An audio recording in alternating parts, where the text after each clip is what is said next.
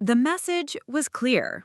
Natalie and James were being prepared for lives of influence and affluence, while I was expected to pursue my military career as a personal hobby that would eventually give way to more practical considerations. What Victoria didn't understand was that Dad had been watching this systematic favoritism unfold, and he'd been drawing his own conclusions about what it revealed. While Victoria worked tirelessly to position her children as Dad's obvious heirs, there was one relationship she could never fully control or understand: the quiet, unbreakable bond between Dad and me that had been forged through shared values rather than shared business interests. Dad had a ritual that Victoria never knew about. Every Thursday evening, when she was at her book club and Natalie and James were busy with their various activities, Dad would retreat to his home office and write letters. Not business correspondence or family updates, but real letters, handwritten pages filled with thoughts, observations, and encouragement that he'd send to wherever I was stationed. These letters weren't the brief, surface-level updates that characterized most of our family's communication.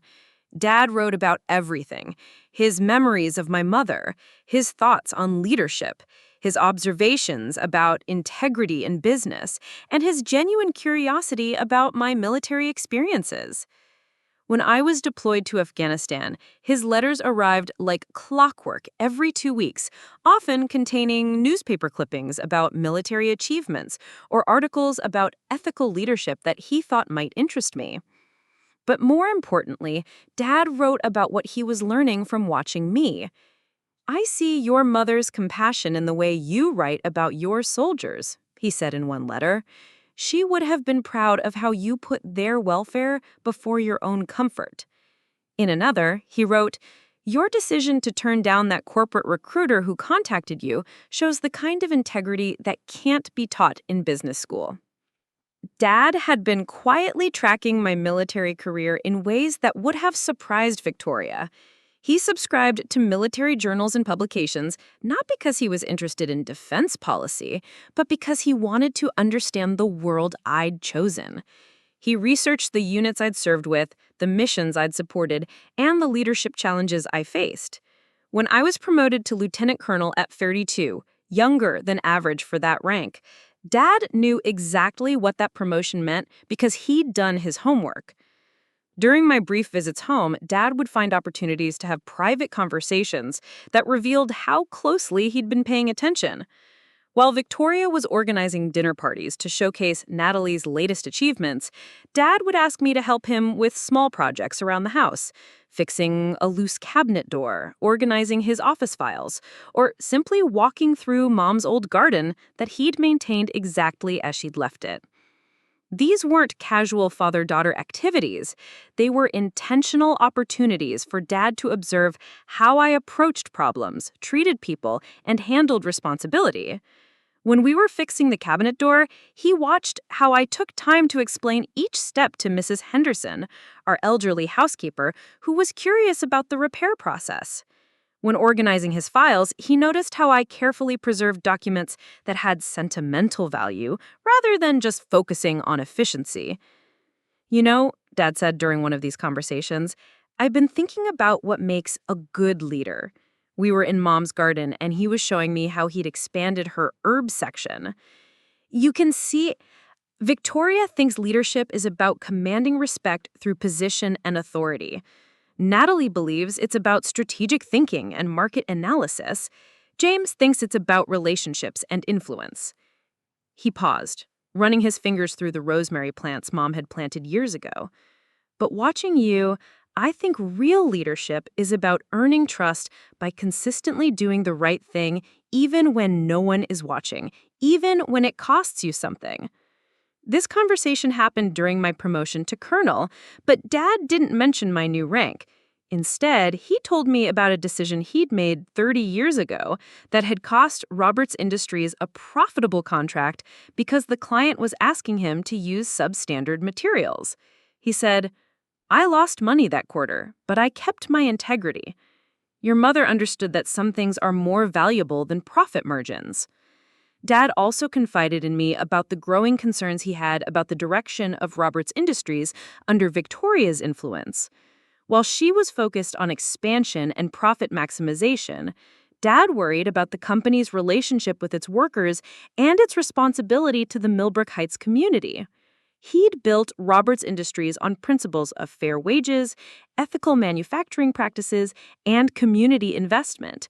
But Victoria's business philosophy emphasized efficiency and competitiveness above all else. Natalie has brilliant analytical skills. She can read a balance sheet like a symphony score, Dad said, during a walk through downtown Millbrook Heights, where Roberts Industries employed nearly 300 local residents. But when she talks about the business, she talks about numbers and market share. She doesn't talk about the families who depend on those paychecks. James presented a different concern for Dad.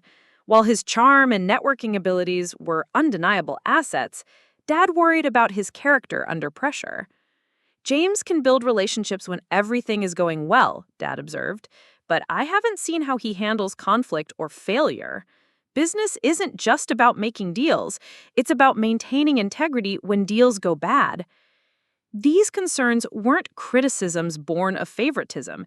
They were observations from a man who'd spent decades building a company and wanted to ensure its values survived his leadership. Dad had watched Victoria's children receive every advantage, but he'd also watched how they used those advantages. More importantly, he'd watched how I performed without advantages, in situations where character mattered more than connections. Dad knew about the Bronze Star I'd received for my actions during the Taliban ambush, not because the family had celebrated it, but because he'd contacted my commanding officer to get the complete story. He learned that I'd risked my own safety to coordinate the evacuation of wounded soldiers, that I'd stayed behind to ensure everyone else was safe before seeking cover myself, and that the soldiers under my command had recommended me for the commendation. "That's the kind of leadership Roberts Industries needs," Dad wrote in one of his Thursday letters. "Not someone who commands from behind a desk, but someone who leads from the front and takes care of their people." Dad also knew about the volunteer work I did during my off-duty hours, teaching literacy classes to soldiers who hadn't finished high school, organizing care packages for military families experiencing financial hardship, and mentoring young officers who were struggling with the transition to military leadership. These weren't activities that appeared on my official military record, but Dad somehow learned about them through his own research and inquiries. During one of our garden conversations, Dad revealed that he'd been in contact with several of my former commanding officers, not to check up on me, but to understand the kind of leader I'd become. "Colonel Martinez told me something interesting," Dad said, deadheading Mom's roses with careful precision. "He said you were the only officer in his unit who knew the names of every enlisted soldier's children. That kind of personal attention creates loyalty that can't be bought or commanded." But Dad's support went beyond observation and encouragement. He was also quietly preparing for a future that Victoria couldn't imagine. While she was focused on grooming Natalie and James for obvious succession, Dad was developing a different plan based on what he'd learned about leadership, integrity, and the true requirements for guiding Roberts Industries into its next generation.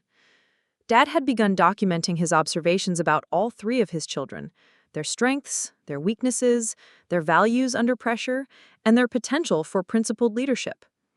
He kept detailed notes about family conversations, business decisions they'd supported or criticized, and their reactions to ethical dilemmas within the company. When Roberts Industries faced a labor dispute 2 years ago, Dad had watched carefully as each of his children responded to the situation. Natalie immediately suggested hiring consultants to minimize wage increases and benefits improvements. James proposed a public relations campaign to shift blame to external economic pressures. But when Dad asked for my opinion during one of our phone calls, I'd suggested meeting directly with worker representatives to understand their concerns and find solutions that addressed legitimate grievances while maintaining the company's financial stability. "Emily's approach assumes that workers and management share common interests," Dad wrote in his private notes. "Natalie and James's approaches assumed they're adversaries. That difference in perspective reveals something important about their characters." Dad also noticed how I handled the announcement of my engagement to Colonel David Mitchell, a fellow officer I'd met during my deployment to Germany. While Victoria had insisted on elaborate engagement celebrations for both Natalie and James, my announcement was met with polite congratulations and quickly overshadowed by James's latest business school achievements. But Dad had taken the time to research David's background, read about his military service, and even arranged a private dinner with us during one of our visits home. "David reminds me of your mother," Dad told me afterward. "He chose service over salary, principle over profit. I think you found someone who shares your values." What Victoria never realized was that these Thursday letter-writing sessions, these private conversations, and these careful observations were Dad's way of conducting his own succession planning. While she was focused on positioning her children for obvious inheritance, Dad was evaluating which of his children possessed the character necessary to preserve the values that had built Robert's Industries and honor the memory of the woman who'd inspired those values in the first place. The phone call came at 03:47 hours on a Tuesday morning while I was stationed at Fort Braxton in North Carolina reviewing operational plans for an upcoming training exercise. The caller ID showed Roberts Richard, and my heart immediately jumped to my throat because Dad never called during the week and certainly never at this hour. "Emily?" Dad's voice was strained, weaker than I'd ever heard it. "I'm sorry to call so early, but I wanted to talk to you before—" The line went quiet for several seconds. I could hear background noise, medical equipment beeping, hushed voices, the sterile sounds of a hospital environment. "Dad, where are you? What's happening?" "Millbrook General," he said, and I immediately thought of Mom, who had spent her final days in that same hospital 15 years earlier. "I had some chest pains during the night. Victoria drove me here around midnight." The way he said Victoria's name carried a weight I'd never heard before, like he was testing how it sounded or questioning whether she belonged in that sentence. I was already reaching for my uniform, mentally calculating how quickly I could request emergency leave and drive the 6 hours to Connecticut. "The doctors are running tests, but, Emily, I need to tell you something important. I've been working on some arrangements, and there are things you need to know. Things I should have told you years ago." Before I could respond, I heard Victoria's voice in the background, sharp and commanding even at that hour. "Richard, you need to rest. Stop making phone calls and let the doctors work." "I have to go, but promise me something. When this is over, whatever the doctors find, promise me you'll come home. Not just for a visit. Come home and let me explain everything." The line went dead before I could ask what he meant by everything. Our first stop was the law offices of Preston and Associates, where Dad introduced me to Harold Pemberton, a soft-spoken man in his 70s who had been Dad's attorney for over 20 years. Pemberton greeted me warmly, as if he'd been expecting this introduction for some time. "Your father has spoken about you often, Colonel Roberts," Pemberton said. "He's very proud of your military service and your leadership accomplishments." The three of us spent 2 hours in Pemberton's office, discussing legal matters that Dad described as succession planning with special considerations. I didn't understand all the technical details, but it was clear that Dad had been working on these arrangements for months, possibly years. "There are some unusual elements to your father's estate planning," Pemberton explained, "provisions that reflect his deep thinking about leadership, character, and the long-term interests of Robert's Industries." As we left Pemberton's office, Dad seemed relieved, as if he'd completed an important task that had been weighing on his mind. "One more stop," he said, "and then I think you'll understand why I needed you to come home." Our final meeting was with Margaret Chen, Robert's Industries' chief financial officer, and David Blackstone, the company's longtime operations manager. These were people who had worked closely with Dad for over a decade, who understood both the business and the values that had guided its growth. "Colonel Roberts," Margaret said, "your father has asked us to brief you on some special initiatives he's been developing, programs that aren't widely known within the company, but that represent his vision for its future." For the next hour, I learned about employee ownership programs Dad had been quietly implementing, community investment projects that went far beyond typical corporate philanthropy, and ethical manufacturing standards that exceeded industry requirements. These weren't just business strategies. They were reflections of the values Dad had inherited from Mom and wanted to preserve for future generations. "This is the Roberts Industries I want to leave behind," Dad told me as we drove home that evening. "Not just a profitable company, but a responsible one. Not just a business that creates wealth, but one that creates opportunity for others." That night, Dad suffered a massive heart attack in his sleep. Victoria found him the next morning, and by the time the paramedics arrived, it was too late. Richard Roberts, age 67, was gone, leaving behind a legacy that was about to surprise everyone who thought they understood his priorities. The funeral arrangements became Victoria's first major performance as the grieving widow, and she orchestrated every detail with the same precision she'd applied to positioning her children as the obvious heirs. Within hours of Dad's death, she had transformed our family tragedy into a carefully staged demonstration of her central role in the Roberts legacy. Victoria selected Worthington and Sons Funeral Home, the most prestigious establishment in Millbrook Heights, where 3 generations of Connecticut business leaders had been memorialized. She chose the largest chapel, ordered elaborate floral arrangements that spelled out "beloved husband" and "devoted father," and hired a professional photographer to document what she called this important family milestone. The guest list became another opportunity for Victoria to showcase the Roberts family's social and business connections. She invited every member of the Millbrook Heights Country Club, all of Roberts Industries' major clients and suppliers, local politicians, and prominent families from throughout Connecticut. The funeral became less about mourning Dad's passing and more about demonstrating the Roberts family's status within the community. Victoria also took control of the eulogy assignments, a decision that revealed her strategic thinking, even in grief. She would speak first as the devoted wife, who had supported Richard through his most successful business years. Natalie would represent the next generation of Roberts' leadership, speaking about Dad's visionary approach to business expansion. James would close the family eulogies by discussing Dad's commitment to building lasting business relationships. When Victoria informed me that I would not be speaking at the funeral, her reasoning was presented as thoughtful consideration for my emotional state. "Emily, dear, I know this is especially difficult for you since you were so far away during Richard's final years. Perhaps it would be easier if you simply participated as family, rather than feeling pressured to speak publicly." The message was clear. The 3 people speaking at Dad's funeral would be those who represented his business legacy and community standing. The daughter who had chosen military service over family business was expected to grieve quietly and privately, without contributing to the public narrative about Richard Roberts' life and achievements. But what Victoria didn't know was that Harold Pemberton was quietly coordinating his own arrangements for the post-funeral period.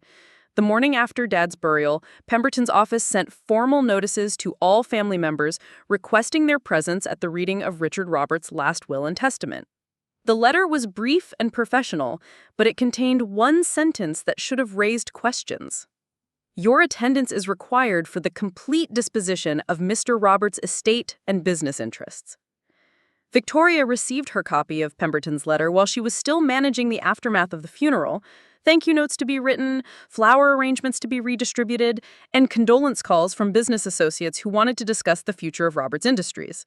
She read the letter with mild annoyance, viewing the will reading as an administrative formality that would interrupt her more important work of managing Dad's business transition.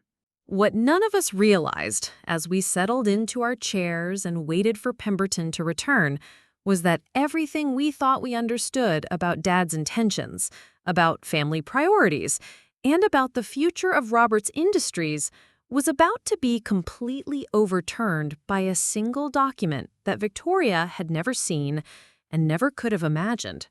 When Harold Pemberton returned to the conference room, he carried with him a leather portfolio that seemed unusually thick for what Victoria expected to be a straightforward will reading.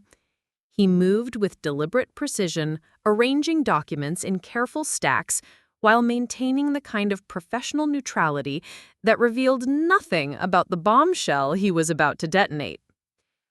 Before we begin the formal reading, Pemberton said, settling into his chair at the opposite end of the table from Victoria, I want to ensure everyone understands the scope of today's proceedings. Mr. Roberts' estate is more complex than typical family situations, and there are several components that will require careful explanation. Victoria shifted slightly in her chair, her confidence flickering for just a moment before reasserting itself. Of course, Harold. Richard was always thorough in his planning. We're prepared for whatever administrative details need to be addressed. Pemberton nodded politely, but continued his methodical preparation.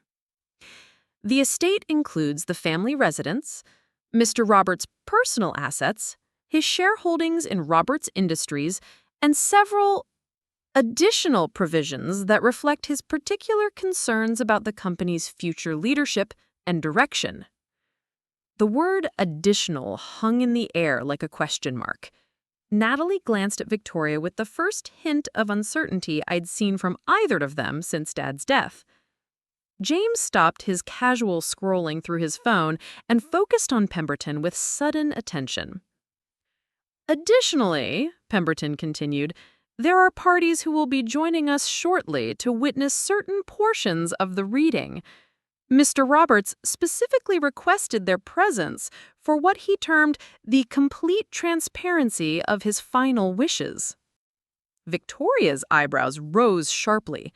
Other parties? Harold, I was not informed that anyone outside the immediate family would be attending. What parties?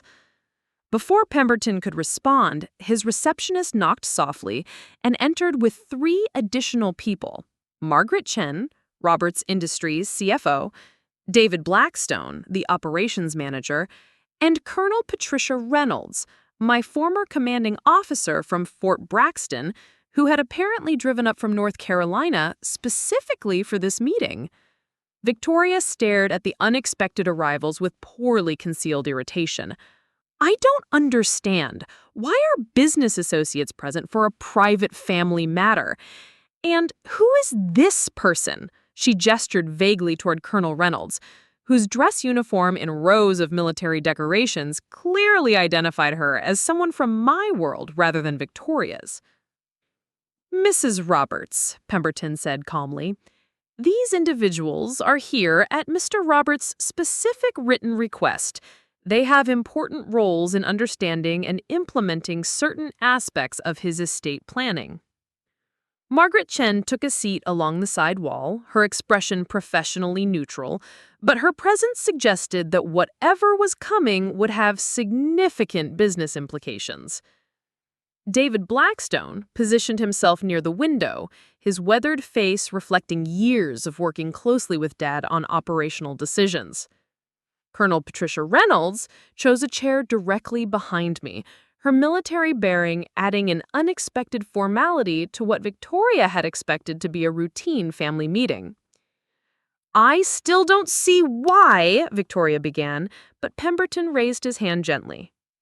Mrs. Roberts, if you'll permit me to proceed with the reading, I believe Mr. Roberts' intentions will become clear. He was quite specific about how he wanted this information presented. Victoria settled back into her chair with visible reluctance, clearly disturbed by the presence of witnesses she hadn't anticipated and couldn't control. Natalie and James exchanged glances that mixed confusion with growing concern. Pemberton opened the leather portfolio and removed the first document, a traditional-looking will with multiple pages secured by legal ribbon. We'll begin with the standard provisions of Mr. Roberts' last will and testament executed 6 months ago and properly witnessed according to Connecticut state law. The opening formalities were exactly what Victoria had expected.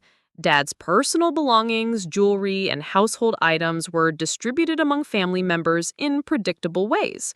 Victoria received his wedding ring and watch, along with full ownership of the family home in Millbrook Heights. Natalie inherited Mom's jewelry, which had been stored in the estate's safe since her death. James received Dad's collection of vintage golf clubs and his membership rights at the country club. Victoria nodded approvingly as each provision was read, her confidence returning as the will appeared to follow conventional patterns. "This is exactly what Richard and I discussed," she murmured to Natalie, loud enough for everyone to hear. "I received Dad's military memorabilia from his father's service in Korea, along with Mom's nursing textbooks and the contents of Dad's home office, including his personal correspondence and files. These items had obvious sentimental value, but no significant financial worth, which seemed to confirm Victoria's assumptions about my place in the family hierarchy. The financial provisions started traditionally as well. Victoria received a substantial trust fund that would provide comfortable living for the rest of her life. Natalie and James each received significant cash inheritances, enough to ensure financial security and support their anticipated roles in family business leadership. Now, Pemberton said, his tone becoming more formal, "We come to the disposition of Mr. Roberts' business interests and his shareholdings in Roberts Industries." Victoria leaned forward expectantly. This was the moment she'd been waiting for, the formal confirmation of what she'd been telling everyone since Dad's death about family business succession. Mr. Roberts held 68% of Roberts Industries voting shares, Pemberton continued. These shares represent controlling interest in the company and carry with them final authority over all major business decisions, including board composition, strategic direction, and executive leadership appointments.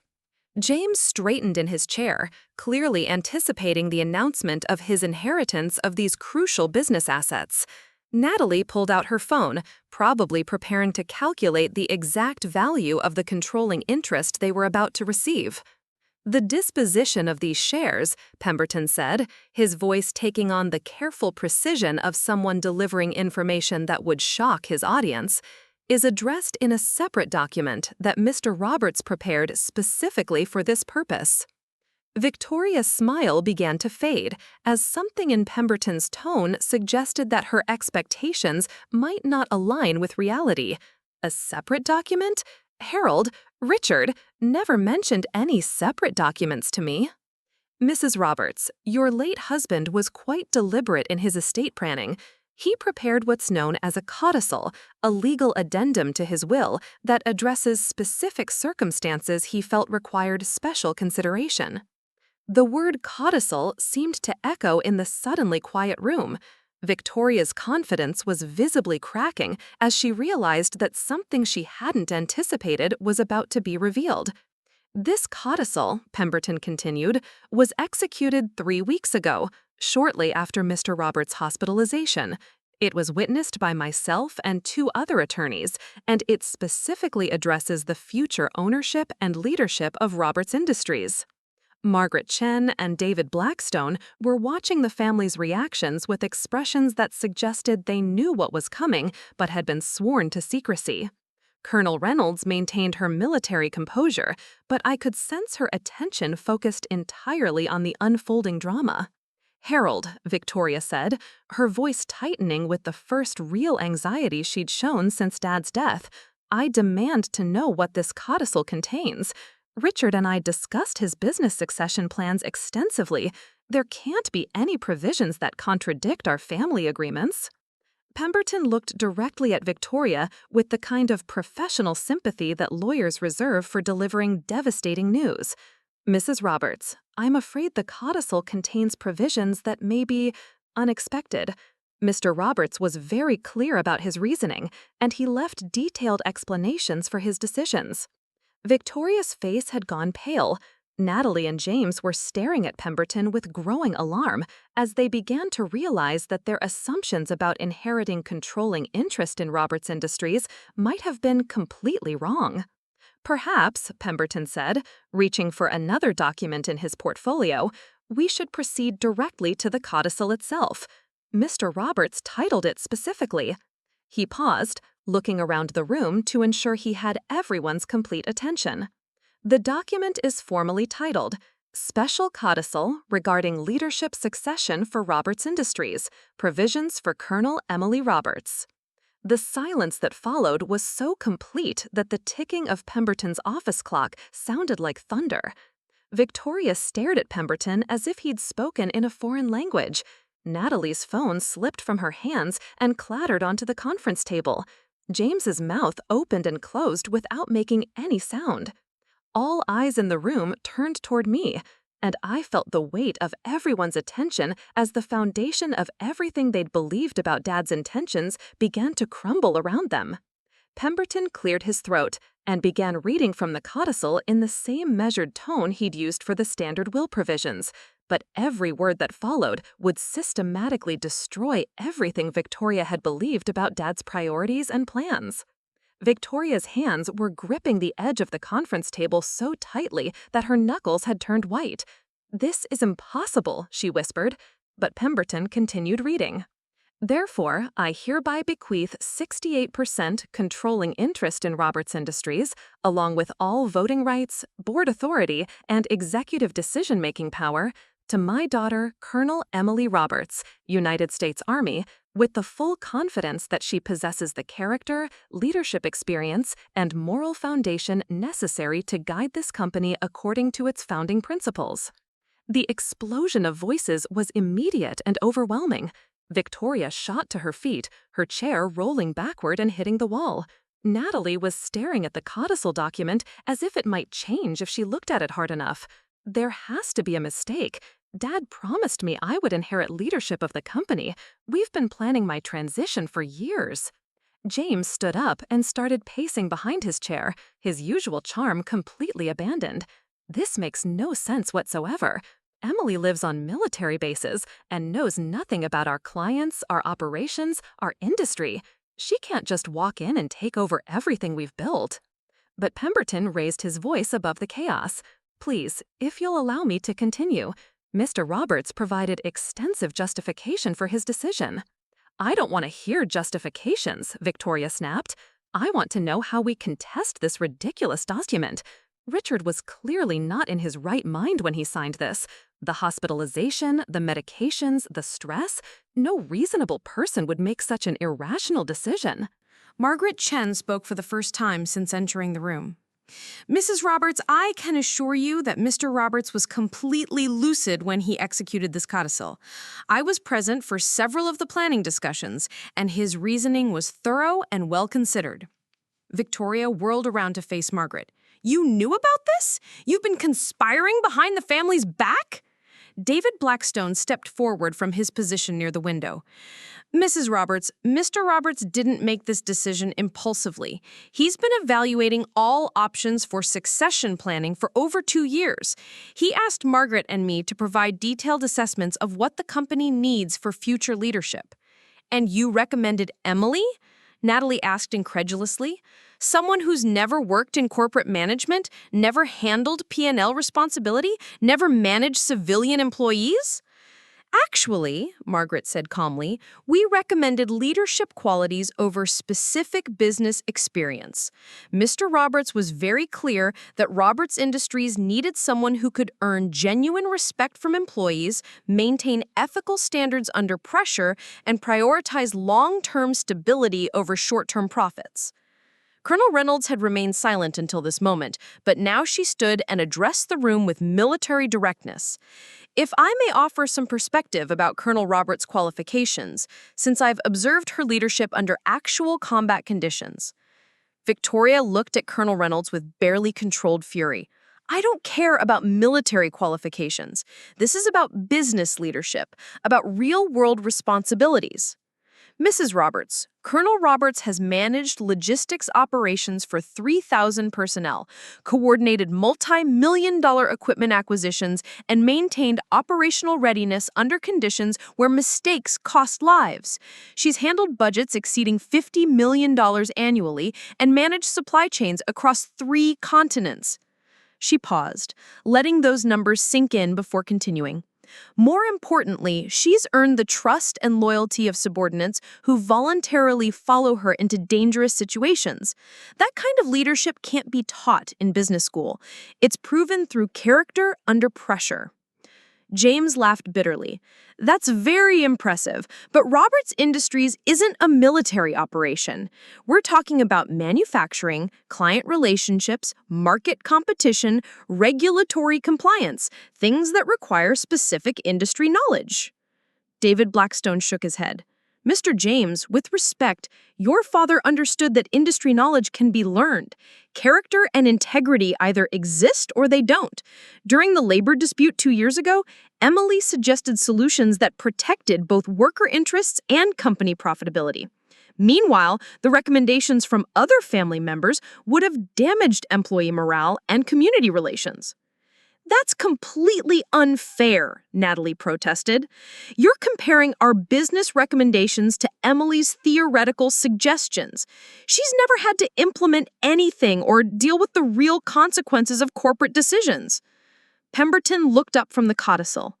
Actually, Miss Natalie, your father documented several specific incidents that influenced his decision. Perhaps I should continue reading his explanations. Victoria slammed her hand on the table. I don't want to hear Richard's explanations. I want to know our legal options for overturning this absurd decision. Emily herself should refuse this inheritance. It's clearly not in the family's best interests.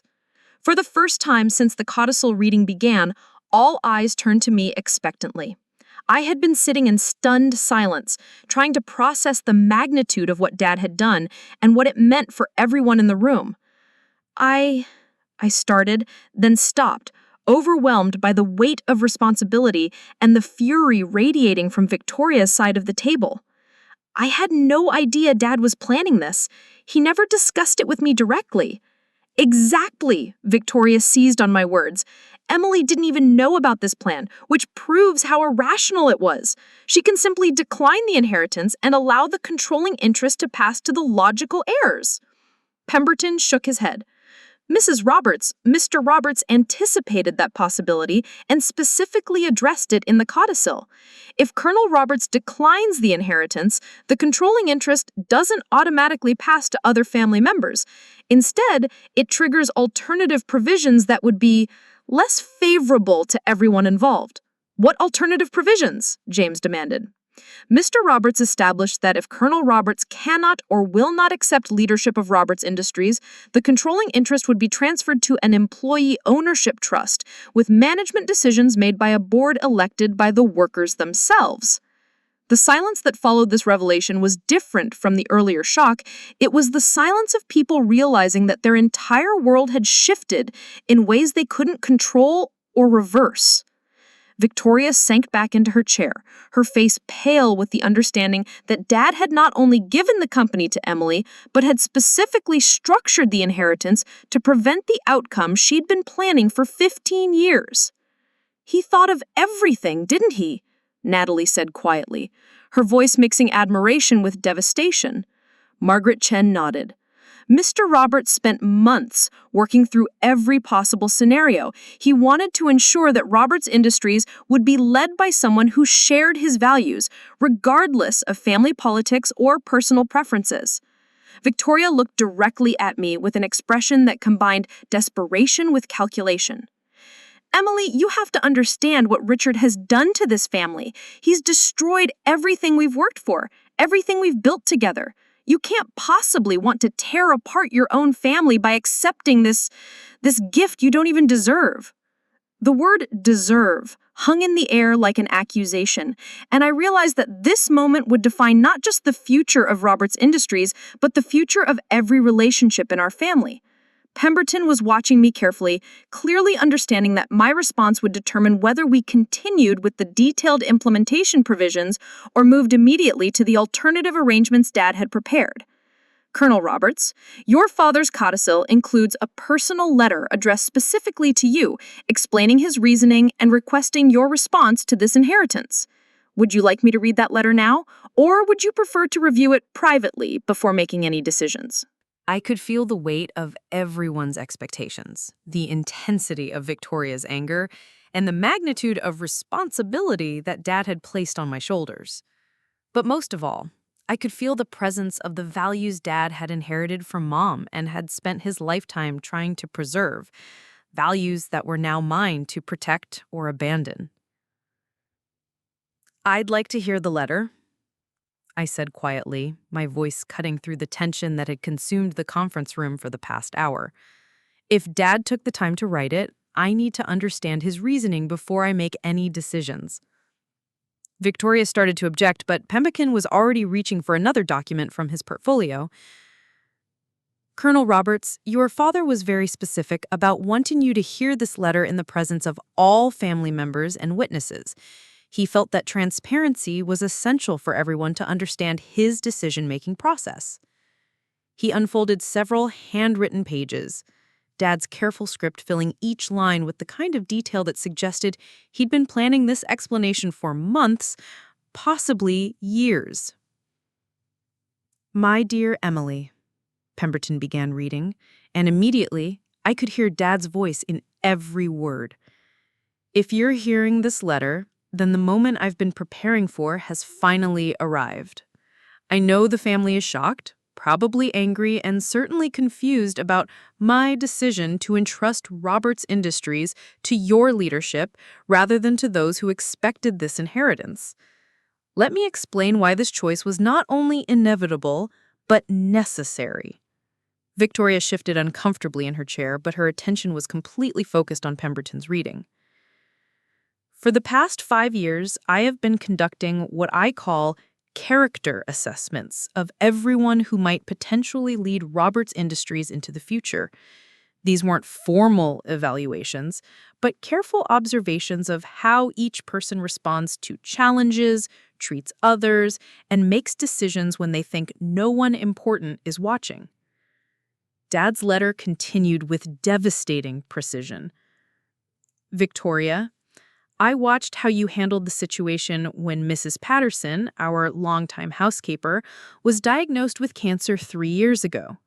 Your immediate response was to suggest replacing her with someone more reliable, rather than finding ways to support her through her treatment.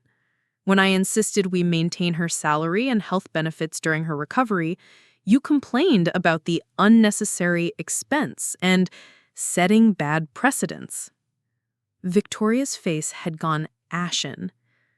"That's not... I was concerned about practical management issues, not..."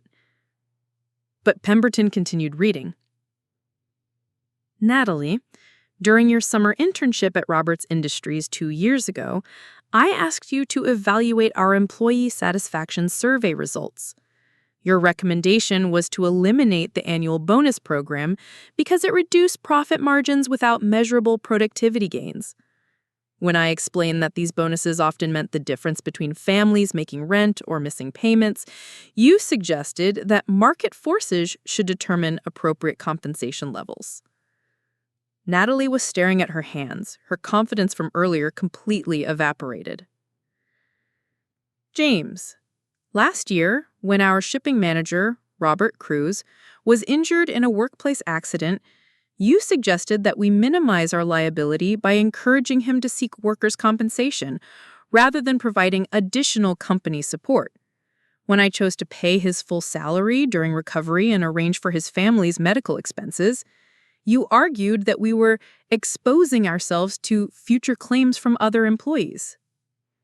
James had stopped pacing and was standing motionless behind his chair, his usual charm replaced by something that looked like shame. "Each of these responses revealed something important about your values and priorities. None of you are bad people, but you consistently prioritize financial considerations over human welfare. That approach might maximize short-term profits, but it destroys the trust and loyalty that make long-term success possible." The letter paused on these observations before shifting to Dad's assessment of my character.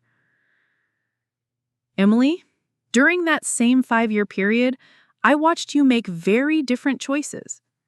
When you learned that Sergeant Martinez, one of your soldiers, was struggling to pay for his daughter's medical treatment, you quietly organized a fund among officers to help his family, contributing your own money without seeking recognition or credit." Colonel Reynolds nodded from her position behind me. "That's absolutely true. Colonel Roberts has always taken care of her people, often at personal cost."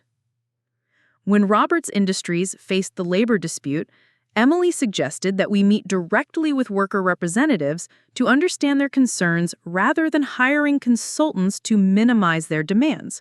Her approach led to solutions that actually strengthened both employee satisfaction and company productivity. Margaret Chen spoke up. Mr. Roberts was very impressed with Emily's insights during that situation. She understood that satisfied employees are more productive employees, something that seems obvious but gets lost in traditional business thinking. Dad's letter continued with specific examples I'd forgotten, moments when I'd chosen service over self-interest without realizing anyone was paying attention. The time I'd use my military leave to help coordinate disaster relief efforts in Florida rather than taking a vacation. The mentoring program I'd started for young officers who were struggling with leadership challenges. The financial counseling I'd provided to soldiers facing debt problems. Each of these examples demonstrates the kind of leadership Roberts Industries needs. Someone who understands that taking care of people isn't just morally right, it's good business. Companies with loyal, satisfied employees outperform those focused solely on cost minimization. But then the letter took a more personal turn that made my chest tighten with emotion. Emily, you are your mother's daughter in ways that go far beyond physical resemblance. Sarah chose nursing because she wanted to heal people, not because it offered the highest salary or the most prestige. She approached every patient with the same care and attention, whether they were wealthy donors or uninsured immigrants. She taught me that success isn't measured by what you accumulate, but how many people are better off because you existed. Victoria was wiping tears from her eyes, though I couldn't tell if they were from grief or frustration. I never thought I'd see my stepmother, Victoria, freeze mid-sentence, or watch my half-siblings, Natalie and James, literally stumble backward like they'd been struck by lightning. But that's exactly what happened when Mr. Pemberton, Dad's estate attorney, cleared his throat and said those 7 words that changed everything. But there is a secret codicil for the general. One minute they were smirking at each other across the mahogany table in Dad's study, whispering about how they'd finally be free of the military burden in the family. The next minute, their faces went ashen because I, Emily Roberts, the Army general they'd spent decades treating like an unwelcome guest in my own father's house, was about to inherit something that would turn their perfectly planned world upside down. They'd spent years positioning themselves as Dad's real family, the ones who understood business, the ones who deserved his manufacturing empire in Millbrook Heights. Victoria had played the devoted second wife for 15 years. Natalie had graduated from Wharton with her MBA, already planning boardroom takeovers. James had networked his way through every country club in Connecticut, schmoozing clients and building what he called the future of Roberts Industries. And me? I was the daughter from Dad's first marriage, the one who chose fatigues over designer suits, who spent my time commanding troops in Afghanistan instead of commanding corner offices. To them, I wasn't just different, I was irrelevant. The one who abandoned the family business for some misguided sense of duty, the one whose military awards collected dust while their business achievements hung framed in the hallway, the one who only came home for holidays and funerals, always in uniform, always reminding them that there was a world beyond their carefully curated suburban kingdom. But Dad saw everything. And what they were about to discover in that secret codicil would prove that the daughter they dismissed as playing soldier had been the one he trusted most all along. If you've ever been the outsider in your own family, the one whose choices were questioned, whose path was misunderstood, whose worth was measured by someone else's narrow definition of success, this story is for you. Tell me, where are you watching from today? Drop your city in the comments below. And don't forget to subscribe, because what happened next in that oak-paneled study in Millbrook Heights wasn't just about money or inheritance. It was about a father's final lesson in what real strength looks like. The moment Mr. Pemberton opened that sealed envelope and began reading the codicil, everything Victoria, Natalie, and James thought they knew about our family, about Dad's priorities, about my place in his world, crumbled like a house of cards. Because sometimes the person everyone underestimates is exactly the person who's been preparing for leadership their entire life. You see, While they were learning to manipulate board meetings, I was learning to make life and death decisions under pressure. While they were building networks at cocktail parties, I was building trust with soldiers who depended on me to bring them home alive. While they were studying profit margins, I was studying strategy, logistics, and what it really means to serve something bigger than yourself. Dad had been watching all of this. Every deployment, every promotion, every letter I sent from overseas bases where the only luxury was a hot meal and a safe place to sleep. He saw what they never bothered to look for, that leadership isn't about commanding a room full of executives nodding their heads because they want to keep their jobs. Real leadership is about earning respect from people who follow you because you believe in you, not because they have to. Victoria had redecorated Dad's house the moment she moved in, erasing every trace of my mother, except for one small framed photo in Dad's private office, a picture of Mom in her nurse's uniform from her days at Millbrook General Hospital. She had tried to remove that, too, but Dad had quietly moved it to his desk where he could see it every day. Victoria never understood that photo represented something she could never touch: Dad's respect for people who serve others. Natalie and James had spent their teenage years rolling their eyes when Dad talked about my military achievements. When I made captain, Dad's proud phone calls were met with sighs and subject changes. When I earned my first star, becoming brigadier general at 35, they were more interested in discussing their latest business ventures. When I received the Bronze Star for my actions during a Taliban ambush that saved 12 soldiers' lives, James actually said, "That's nice, Em, but when are you going to do something that actually matters?" Something that actually matters. Those words had stung more than any criticism from superior officers, more than any exhaustion from 20-hour days in combat zones, more than any fear I'd faced in hostile territory. Because they came from family, or at least the people who were supposed to be family. But Dad had clipped every newspaper article about my military service. He had framed my promotion certificates and hung them in his private office, right next to Mom's photo. He had written me letters during every deployment, letters that somehow always arrived exactly when I needed them most, filled with pride and encouragement, and the kind of love that doesn't need to be announced to be real. The secret codicil Mr. Pemberton was about to read contained 20 years of Dad's observations, his real thoughts about what each of us had become, and his final decision about who deserved to carry forward the Roberts family legacy. What Victoria, Natalie, and James were about to learn was that Dad had been testing all of us for years, and I was the only one who had passed. Because the moment that codicil was opened, they'd discover that the general they'd dismissed as irrelevant was about to become the most important person in their lives. To understand how we got to that moment of complete shock in Dad's study, you need to know how the Roberts family hierarchy had been carefully constructed over the past 15 years. It wasn't built on love or respect. It was built on appearances, expectations, and Victoria's masterful manipulation of family dynamics. When Dad married Victoria 3 years after Mom's death from cancer, I was 16 and already planning my escape route to West Point. Victoria arrived like a perfectly polished hurricane, bringing her 2 children from her previous marriage into our Millbrook Heights mansion. Natalie was 14, precocious and calculating even then. James was 12, charming and entitled in a way that made adults smile and children wary. From day one, Victoria established the new order. She redecorated every room except Dad's home office, claiming she wanted to bring fresh energy to help Richard heal. The fresh energy apparently meant erasing any trace of my mother's warmth and replacing it with cold sophistication. Gone were Mom's garden photos and her collection of nursing textbooks. In came Victoria's interior designer friends and their vision of what a successful businessman's home should look like. The family dinner table became Victoria's stage for reimagining our family structure. She'd see herself at Mom's place, something that made my stomach clench every single time, while positioning Natalie and James on either side of Dad. I was relegated to the far end, close enough to be included, but distant enough to understand my place in the new hierarchy. Richard, Victoria would say, cutting her perfectly portioned salmon. Natalie received the highest score in her advanced economics class. Her teacher says she has real business instincts. Then she'd turn to James with that practiced smile.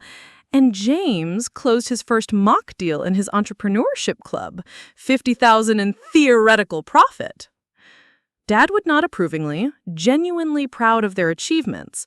But when I'd mention making varsity track or being selected for the youth leadership program, Victoria's responses were politely dismissive.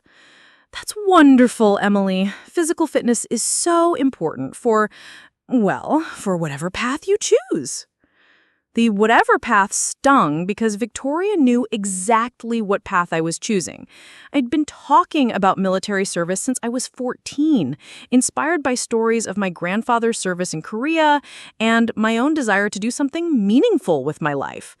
But Victoria treated my military aspirations like a phase I'd outgrow, something awkward and temporary that polite people didn't discuss too extensively. Roberts Industries became the family religion, and Victoria was its high priestess.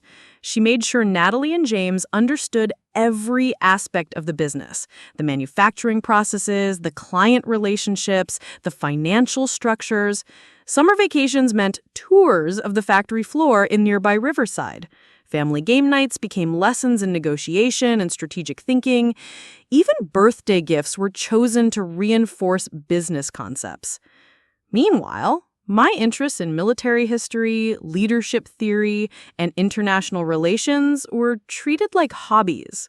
When I tried to discuss current events or global politics, Victoria would steer conversations back to local business concerns. Emily's always been our little intellectual, she'd say, with a laugh that wasn't quite mocking but wasn't quite genuine either. She sees the big picture, but Natalie and James understand the practical realities. Dad participated in this dynamic, but I could see the conflict in his eyes. He was proud of my academic achievements and my acceptance to West Point. But Victoria had a way of making my successes seem less relevant to the family's future. When I graduated as valedictorian, Dad beamed with pride, but the celebration dinner somehow became about Natalie's acceptance to Wharton's summer program.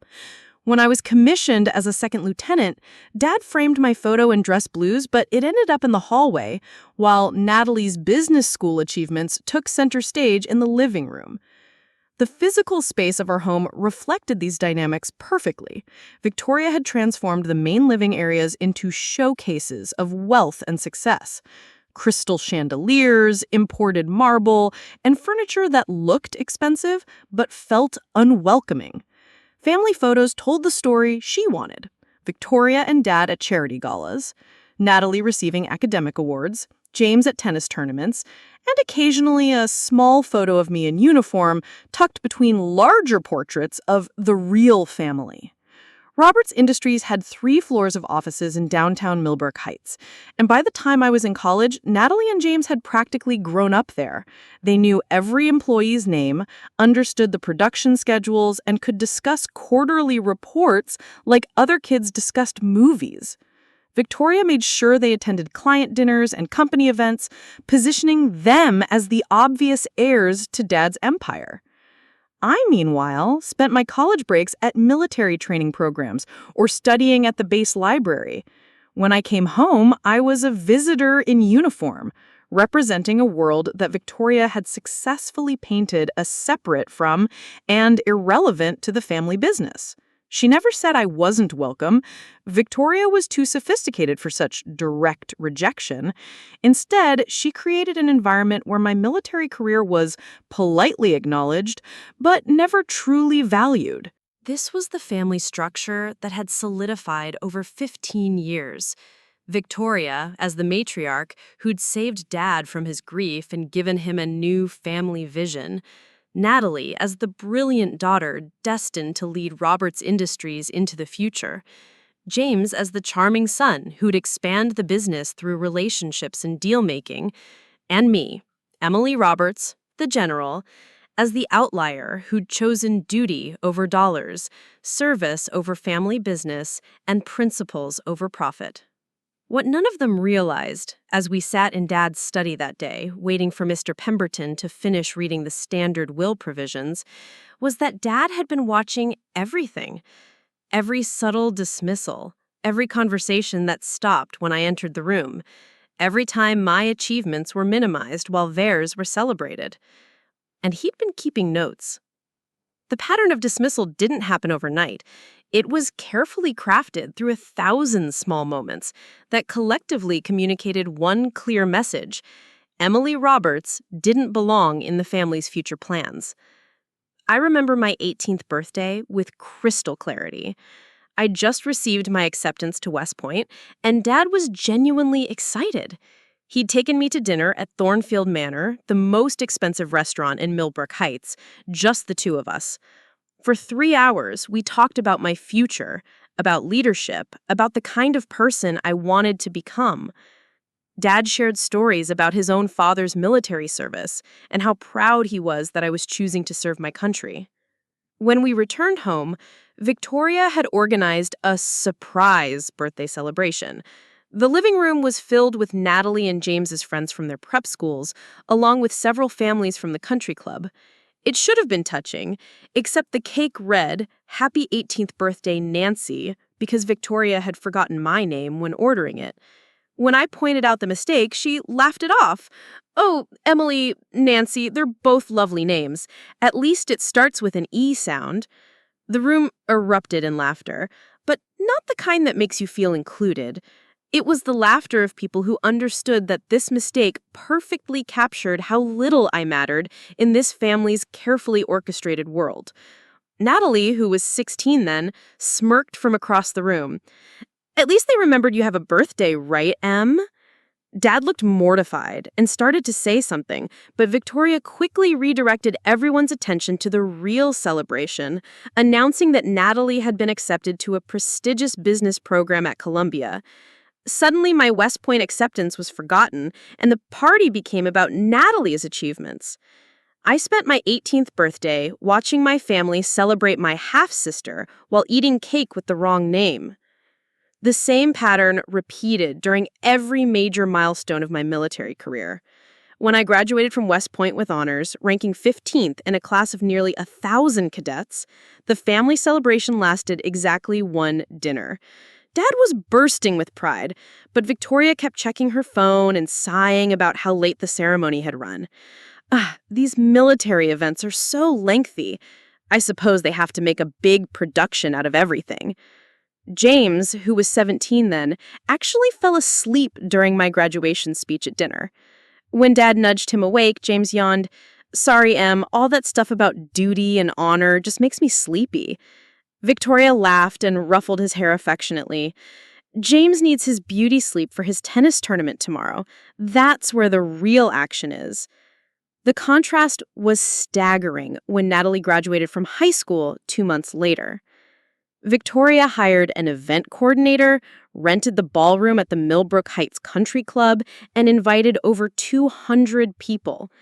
The theme was Future Business Leader, and every detail was designed to showcase Natalie's destined path to corporate success. Victoria gave a speech about how proud she was to see Natalie following in her stepfather's footsteps, building on the Roberts legacy of business excellence. I sat at table 12, near the back, wearing my dress blues because it was the only formal outfit I owned that Victoria hadn't criticized.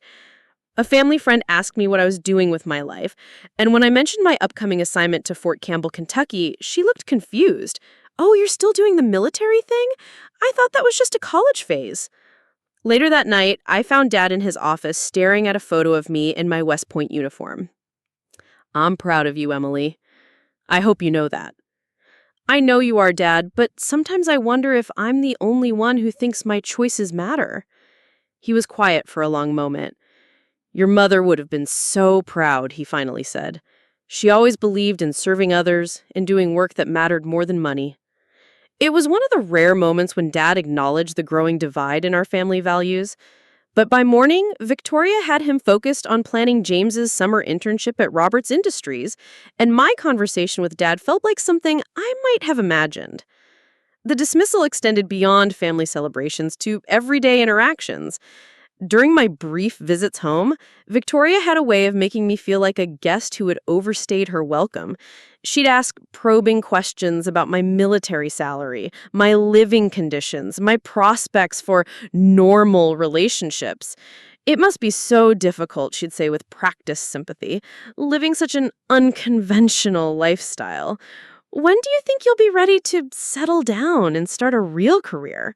The word real always stung because it implied everything I was doing. Leading soldiers, making strategic decisions, serving my country was somehow less substantial than Natalie's internships at investment banks or James's networking events at charity golf tournaments.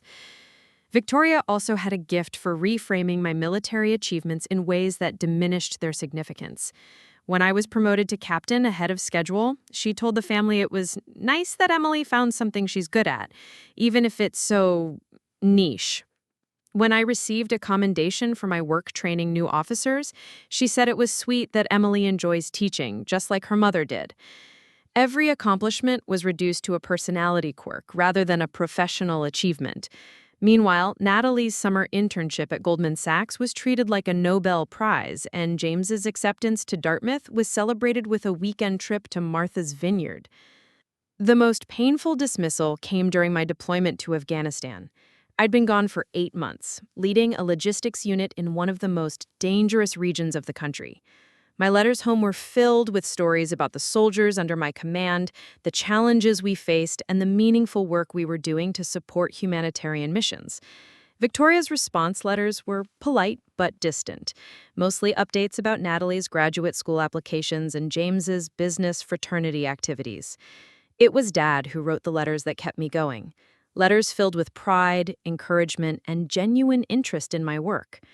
When I returned home for a brief leave, Victoria organized a family dinner to welcome me back. But the conversation quickly shifted to Natalie's job offer from a prestigious consulting firm.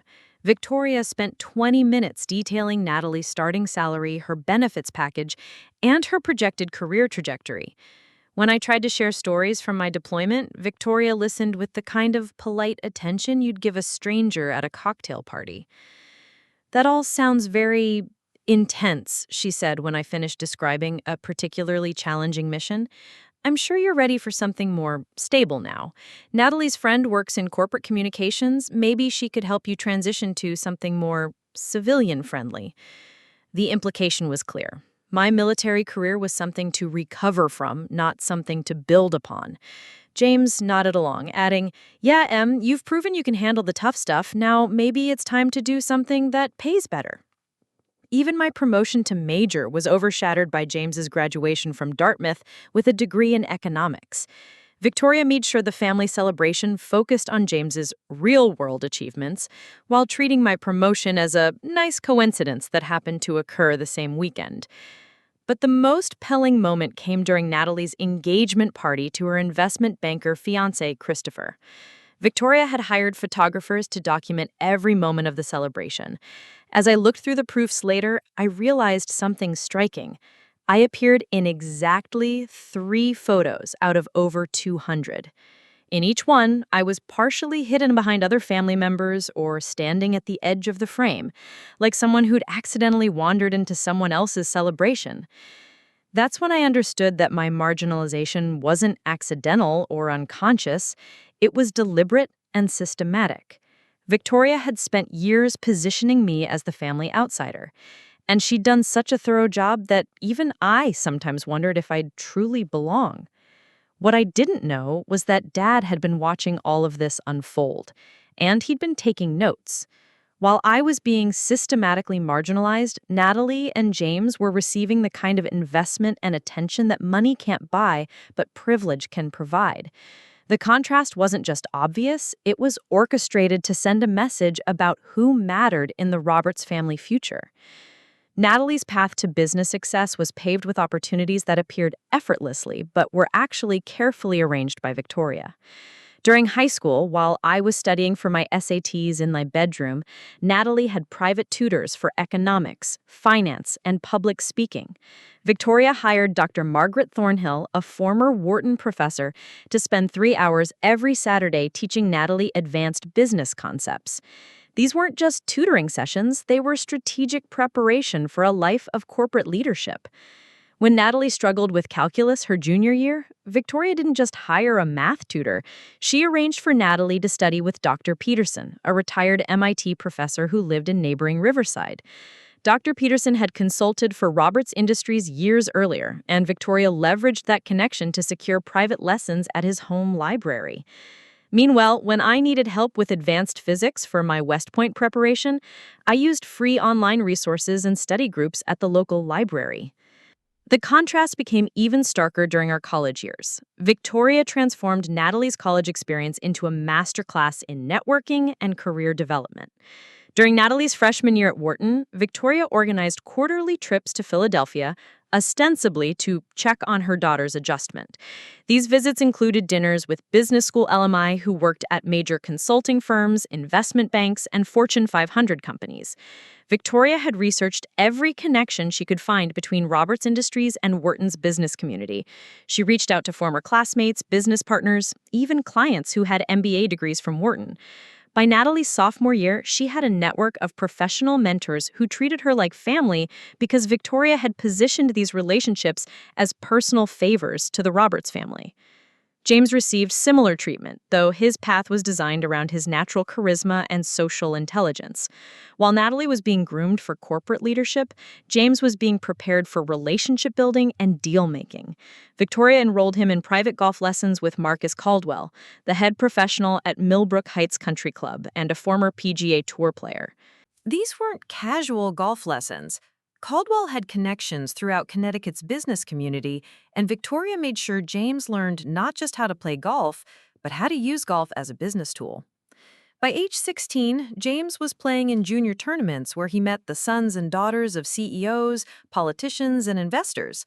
Victoria always attended these tournaments, not to watch golf, but to network with the parents whose children might be useful to James's future career.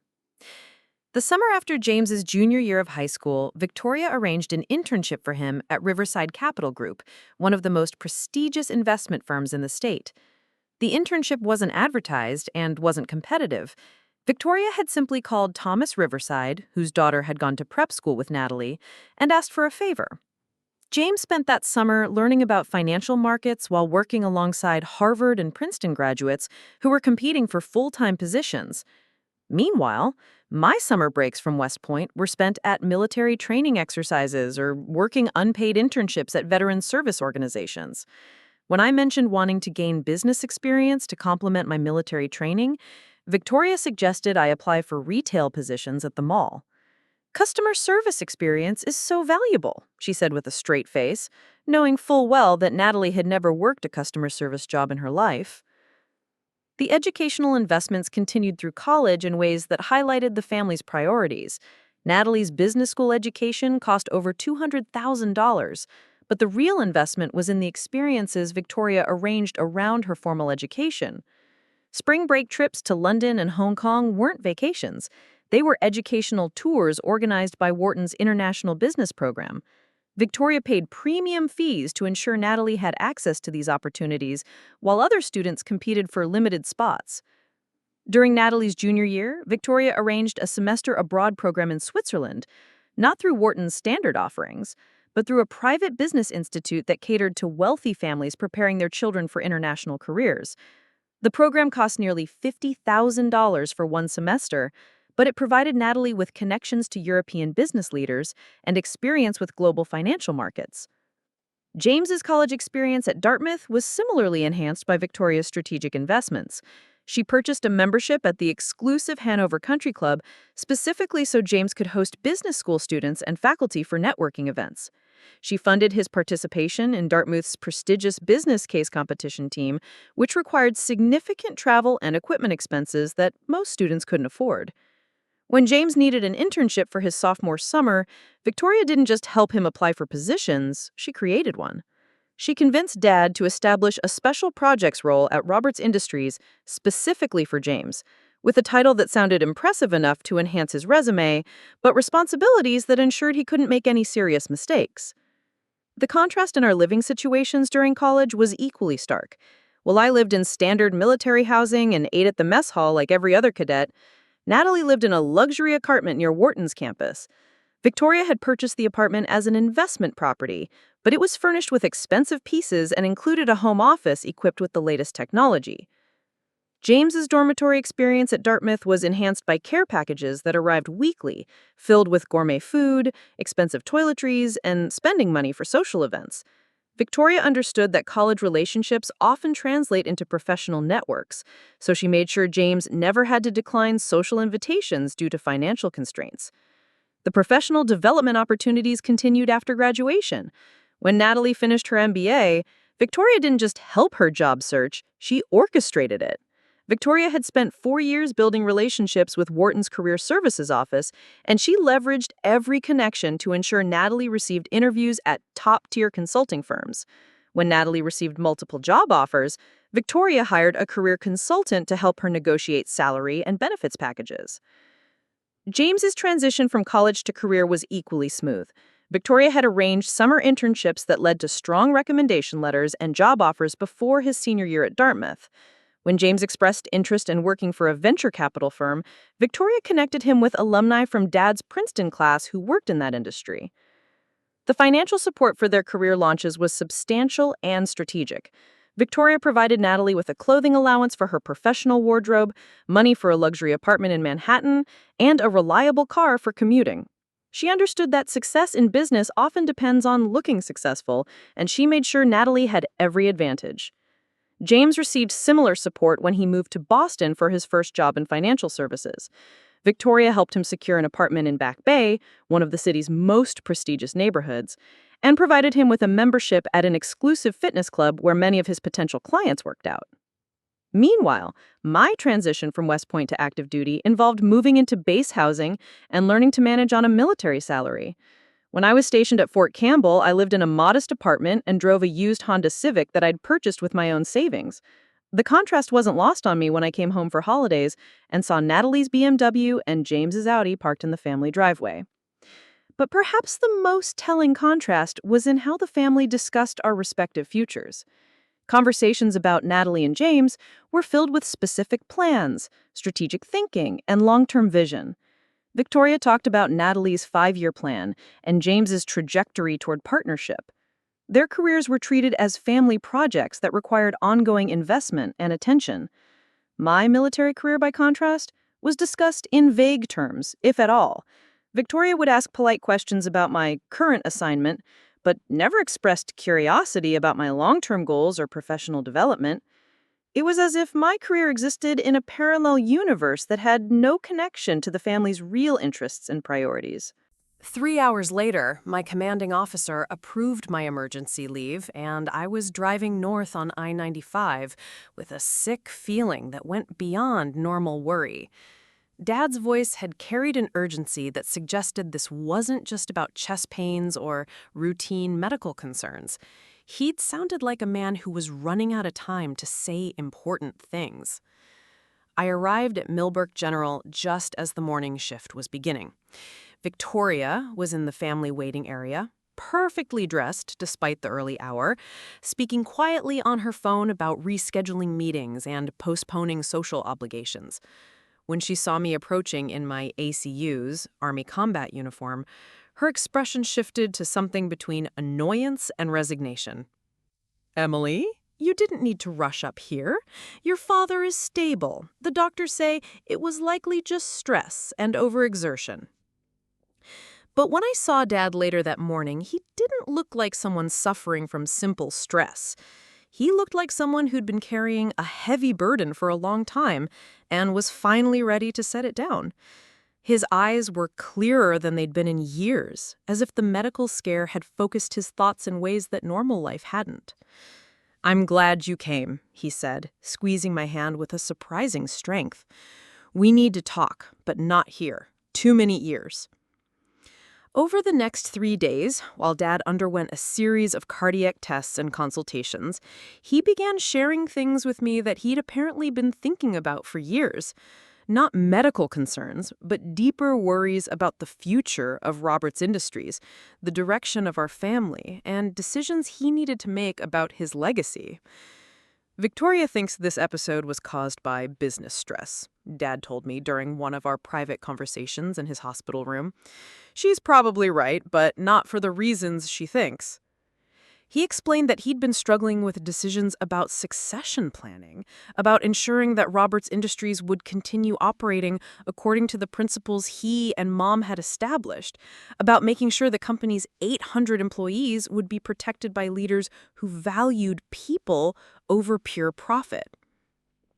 I've been watching you, all three of you, for years, Emily. Really watching. Not just your careers or your achievements, but how you handle responsibility, how you treat people when no one important is looking, how you respond when things get difficult.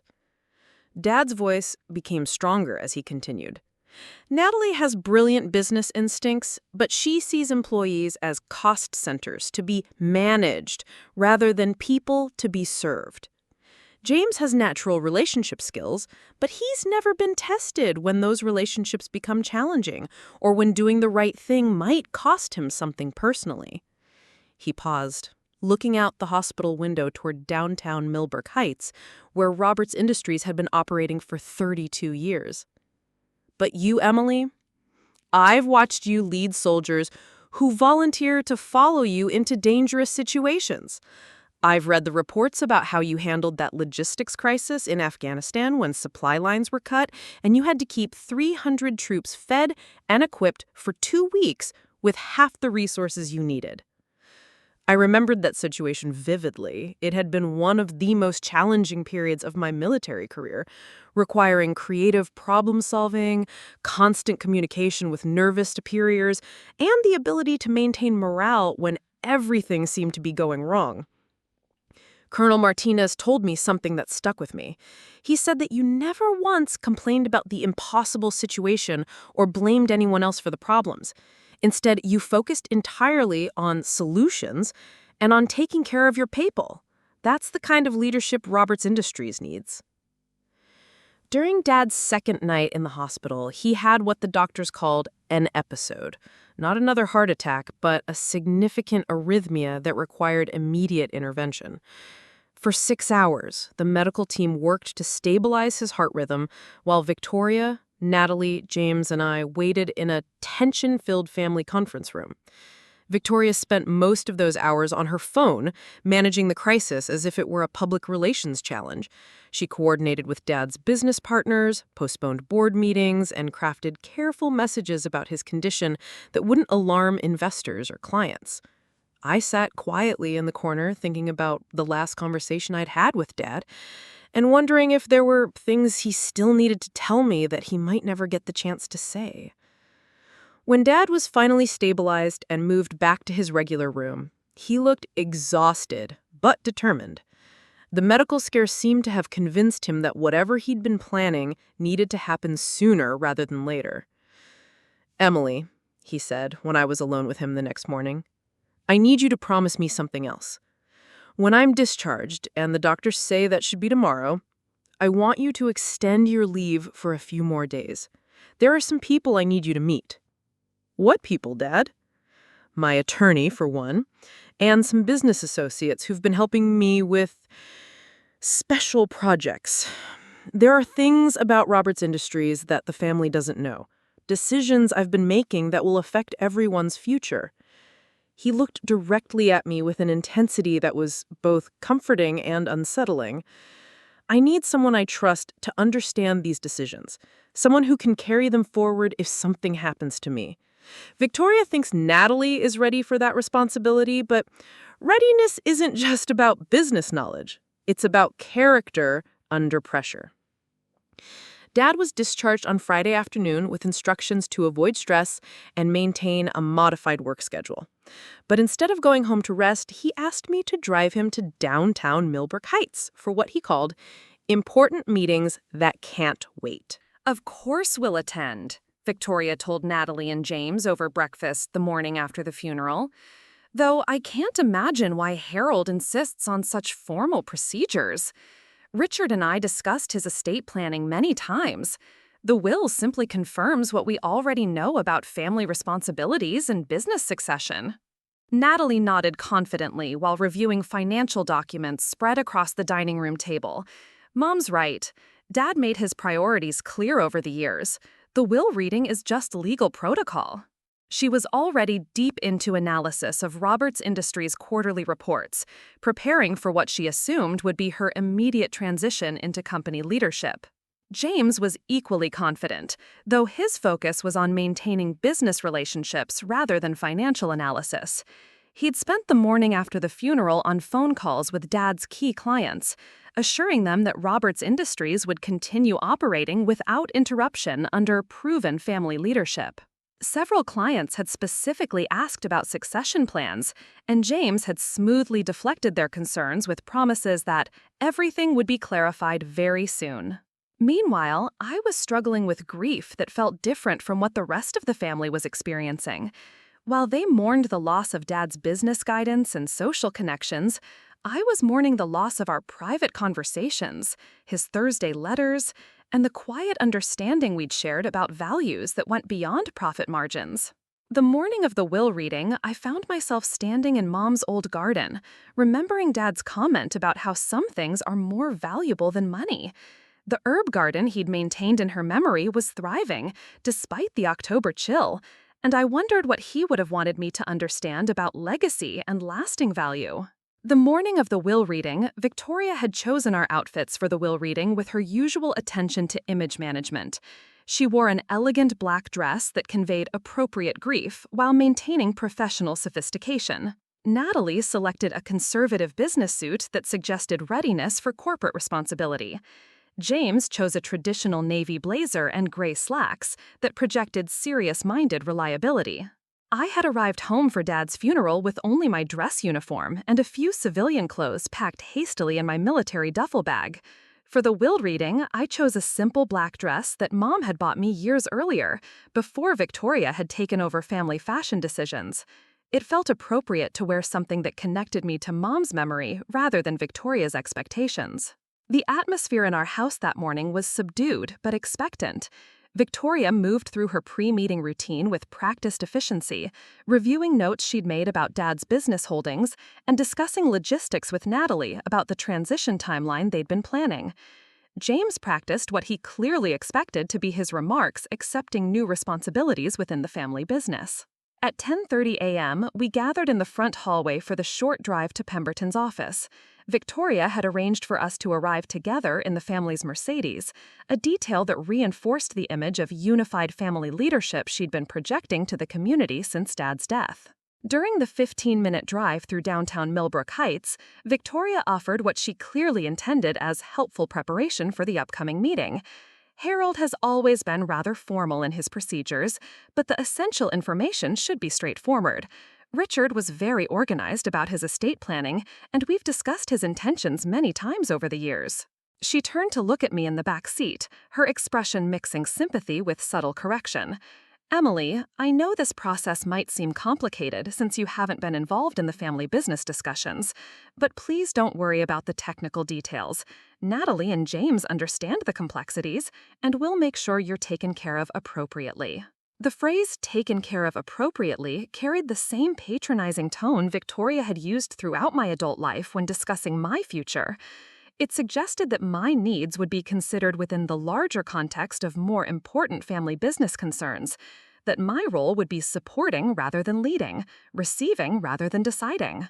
Pemberton and Associates occupied a restored Victorian mansion on Millbrook Heights' historic Main Street, surrounded by other professional offices that served the area's established families. The building's traditional architecture and carefully managed grounds projected exactly the kind of old-money respectability that Victoria valued in all her business relationships. As we walked up the front steps, Victoria was already discussing post-meeting logistics.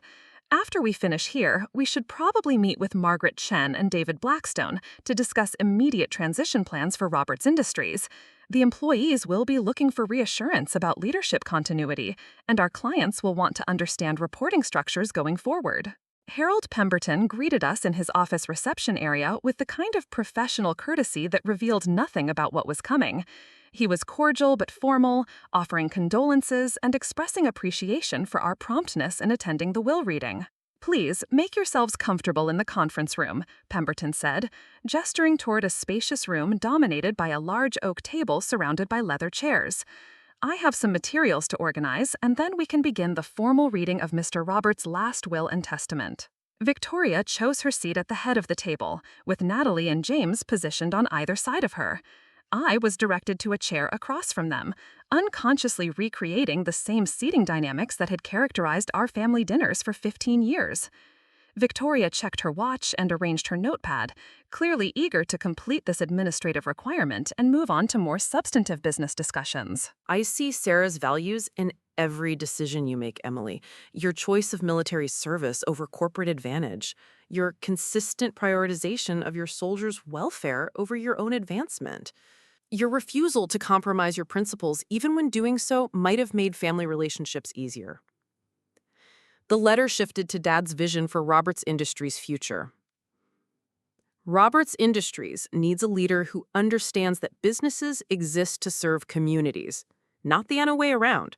Someone who will maintain fair wages, ethical manufacturing practices, and genuine concern for employee welfare. Someone who will make decisions based on long-term sustainability rather than quarterly profit reports. David Blackstone nodded emphatically. That's exactly what this company needs. Mr. Roberts built Roberts Industries on those principles, but maintaining them requires someone who truly believes in them. Emily, I know you never expected this responsibility, and I know accepting it will require significant changes in your life and career. But I also know that you have the character, the leadership experience, and the moral foundation to guide Roberts Industries according to the values your mother and I shared. The letter concluded with Dad's final appeal. This decision isn't about punishing anyone or expressing favoritism. It's about ensuring that Roberts Industries continues to be the kind of company that makes Millbrook Heights a better place to live and work. It's about preserving the values that your mother embodied and that you've demonstrated throughout your military career. Pemberton set down the final page and looked around the room. Mr. Roberts concluded with specific instructions for implementation, including transition timelines, advisory board appointments, and financial arrangements for all family members. Victoria was staring at the table, her anger replaced by something that looked like recognition. He really did think this through completely, didn't he? Natalie spoke quietly. I remember the Mrs. Patterson situation. I thought I was being practical, but... She trailed off, apparently seeing her response through Dad's eyes for the first time. James had returned to his chair and was sitting with his head in his hands. The Robert Cruz thing. I was trying to protect the company, but I never thought about what it meant for his family. Colonel Reynolds addressed the room with military directness. Mr. Roberts understood something that many business leaders miss. Character under pressure is the most reliable predictor of leadership success. Colonel Roberts has been tested in ways that civilian life rarely provides, and she's consistently chosen service over self-interest. Margaret Chen added, the company's financial performance under ethical leadership has been consistently strong. Mr. Roberts proved that doing right by employees and community doesn't hurt profitability, it enhances it. I sat quietly for several moments, feeling the weight of Dad's expectations and the magnitude of the responsibility he was asking me to accept. Around the table, I could see family members grappling with their own recognition that Dad's assessment, while painful, wasn't unfair. Finally, I looked up at Pemberton. What exactly would accepting this inheritance involve? What would be expected of me? Victoria looked at me with an expression that mixed hope with resignation. Emily, you don't have to do this. We could find other ways to structure the company leadership that don't require you to abandon your military career. But even as she spoke, I could see in her eyes that she understood what Dad had understood, that Roberts Industries needed the kind of leadership that couldn't be negotiated or compromised, but had to be lived every single day. 6 months later, I stood in what had once been Dad's corner office on the 3rd floor of Roberts Industries, looking out over downtown Millbrook Heights as the morning shift change brought our employees streaming through the front entrance. The office looked completely different from the formal, intimidating space Dad had maintained. The heavy mahogany furniture had been replaced with comfortable seating areas. The intimidating portraits of past business leaders had given way to photographs of our employees and their families. And Mom's nursing textbooks are now set prominently on the bookshelf alongside business journals and military leadership manuals. The transformation hadn't been easy, and it certainly hadn't been quick. Accepting Dad's inheritance had required me to resign my commission, one of the most difficult decisions of my life, and transition from a world where authority was clearly defined to one where leadership had to be earned every single day. Colonel Reynolds had helped me understand that the skills were transferable, but the context would require everything I'd learned about adaptation and strategic thinking. My first day as CEO had been simultaneously terrifying and exhilarating. Margaret Chen had arranged for me to meet with every department head individually, not to assert authority, but to listen and learn about the challenges each team faced.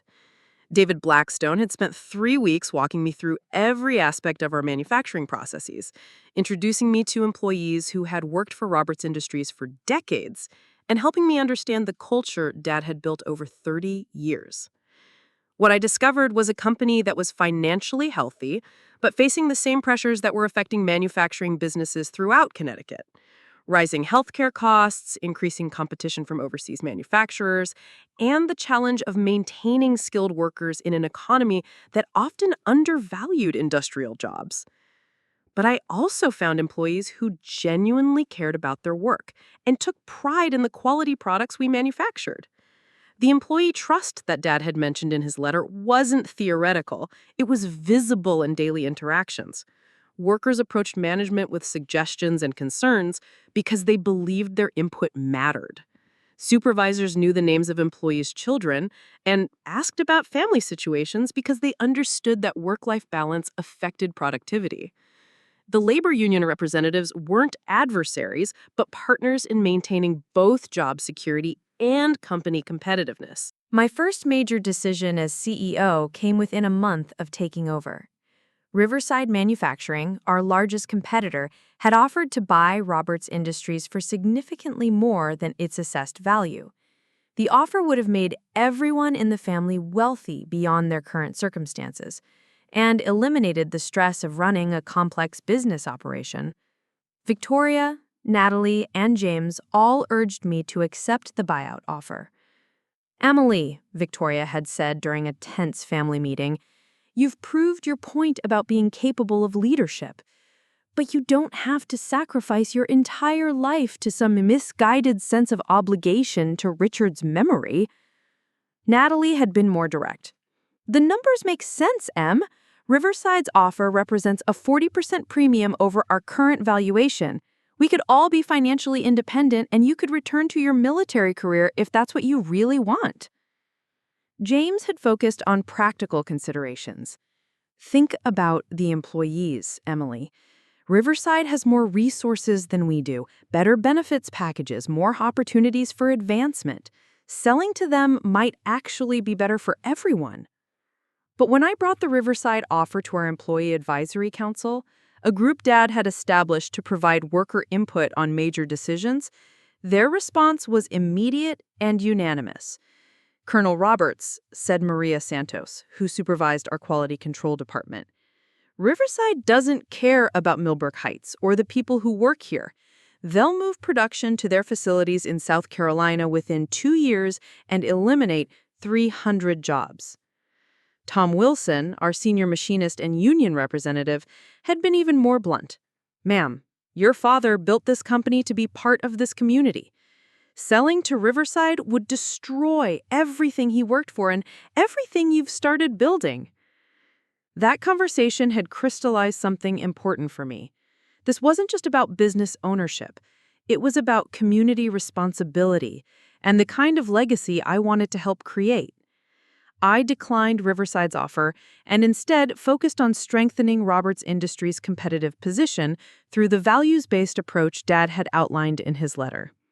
The changes I implemented weren't revolutionary, but they were systematic and intentional. We increased our investment in employee training and education, partnering with the local community college to provide tuition assistance for workers who wanted to develop new skills. We improved our health insurance coverage and established an emergency fund for employees facing unexpected financial crises. We committed to purchasing materials from local suppliers whenever possible, even when it cost slightly more than distant alternatives. More importantly, we changed how decisions were made within the company.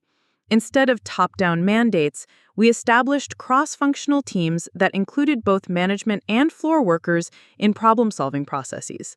When we needed to improve efficiency in our packaging department, the best solutions came from employees who had been doing that work for years and understood inefficiencies that weren't visible from management offices. The financial results exceeded everyone's expectations, including my own.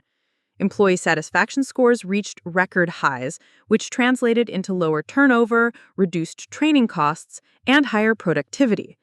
Our quality ratings improved because workers who felt valued took more pride in their output. Customer satisfaction increased because we were more responsive to their needs and more reliable in our delivery schedules. Within 6 months, Roberts Industries had landed 3 major new contracts, including one with a Massachusetts-based company that specifically chose us over larger competitors because of our reputation for ethical manufacturing practices and employee relations. Our revenue increased by 18% year over year, and our profit margins actually improved despite the increased investment in employee benefits. Victoria's attitude toward my leadership evolved gradually, but noticeably. During our monthly family dinners, a tradition I'd established to maintain family connections despite the business tensions, she began asking substantive questions about company operations and expressing genuine pride in our achievements. "Emily," she said one evening, "I have to admit that your approach is working better than I expected. The employees seem genuinely happy, and the financial results speak for themselves." Natalie surprised me by asking to join the company as Chief Financial Officer, a position she was uniquely qualified for given her MBA and her growing understanding of our values-based approach to business. "I want to learn how to balance profit with purpose," she told me during a private conversation. "Watching you this past year has made me realize that I was thinking about business too narrowly." James took a different path, accepting a position with a sustainable development firm in Boston that focused on helping companies implement ethical business practices. "I think I can be more useful helping other businesses learn what you've accomplished here," he explained. "And honestly, I'm not sure I'm ready for the kind of responsibility you've taken on." The most meaningful validation came from our employees themselves.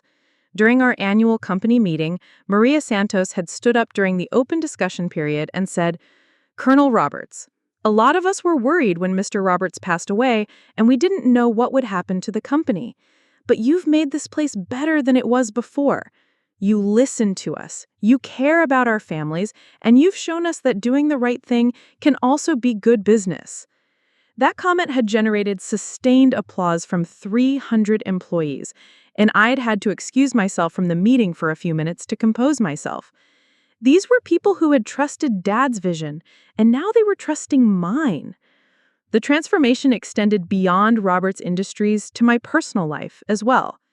David and I had married in a small ceremony in Mom's garden, surrounded by family, military colleagues, and Roberts Industries employees who had become like extended family. We'd purchased a house in Millbrook Heights, walking distance from the company, because I wanted to be part of the community I was serving. Most evenings, David and I would walk through downtown Millbrook Heights, stopping to talk with employees and their families, visiting local businesses that depended on Roberts Industries workers as customers, and participating in community events that connected the company to the broader life of the town. The responsibility I'd inherited from Dad had become more than a job. It had become a calling. And every day when I walked into that transformed office and saw the photographs of our employees and their families, I understood exactly why Dad had chosen me to carry forward the values that he and Mom had shared. 2 years after that shocking will reading in Harold Pemberton's conference room, I found myself back in that same building, but this time for a very different kind of meeting. The Connecticut Business Council had invited me to speak at their annual leadership conference about transformational leadership in modern manufacturing. And the irony wasn't lost on me that I was now being held up as an example of innovative business practices by the same community that had once viewed my military career as irrelevant to the corporate world. The transformation had extended far beyond Roberts Industries.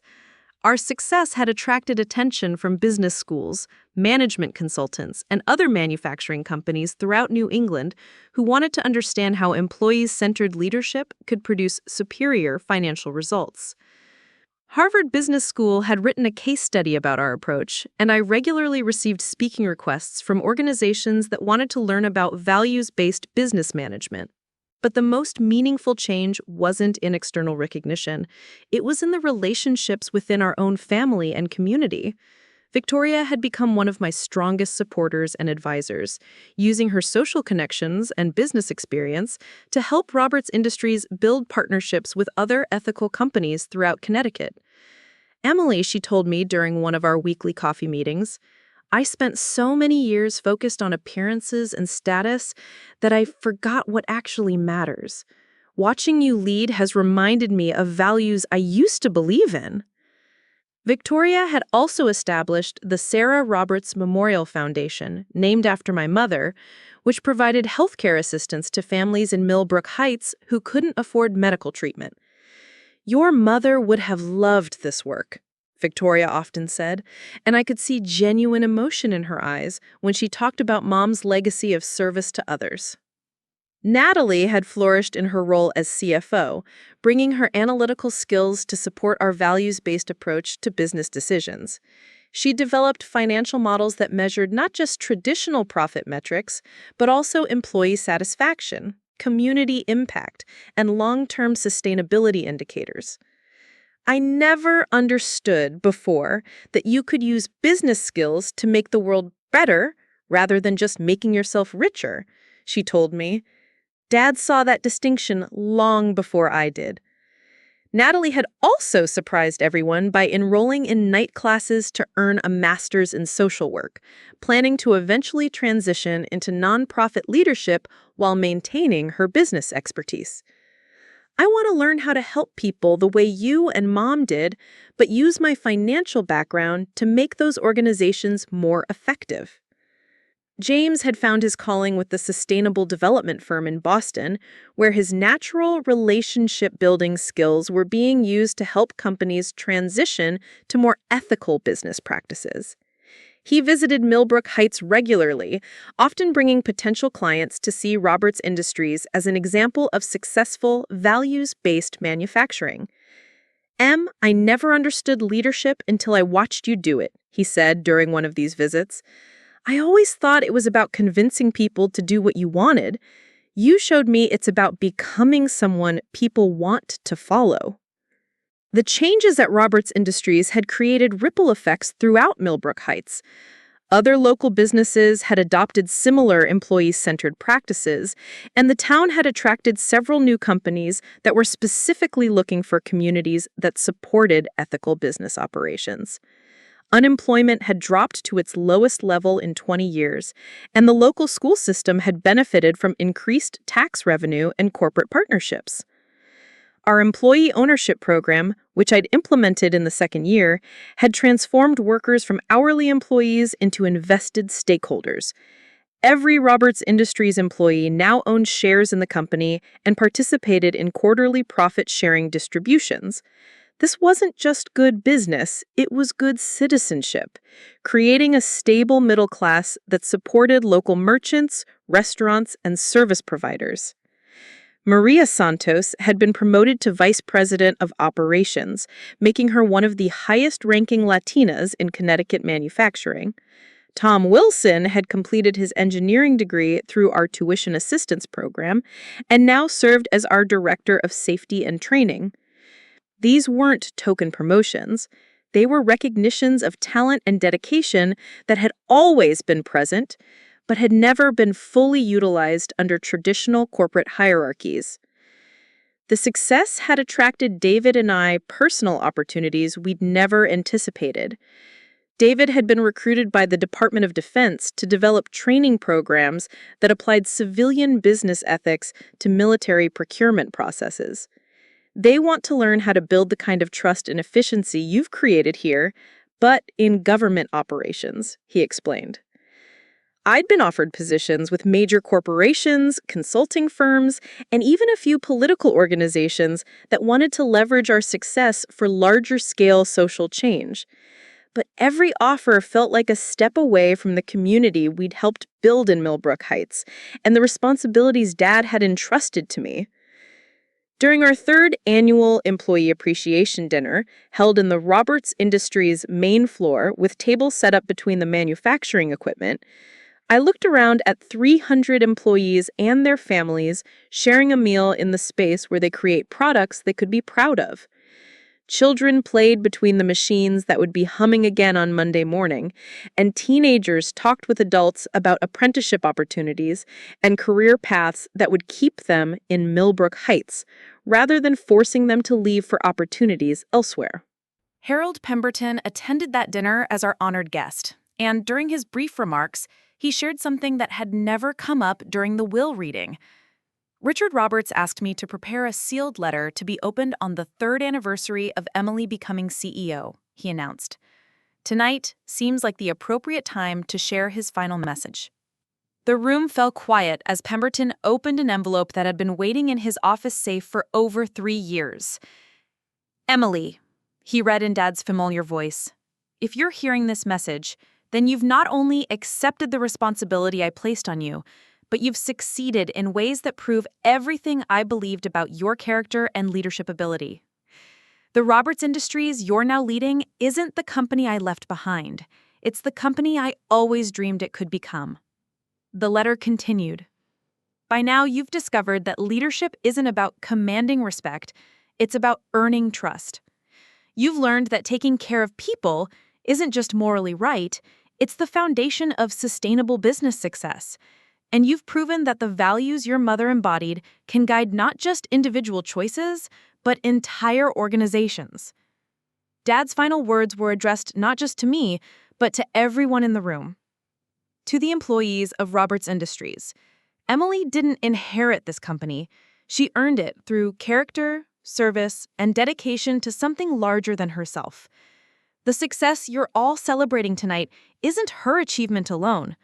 It's proof that ordinary people can create extraordinary results when they're led by someone who truly cares about their welfare and their futures.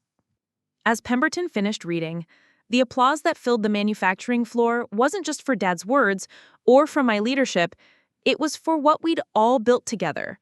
A workplace that honored dignity, a business that served community, and a legacy that proved Mom and Dad's values could thrive in the modern world.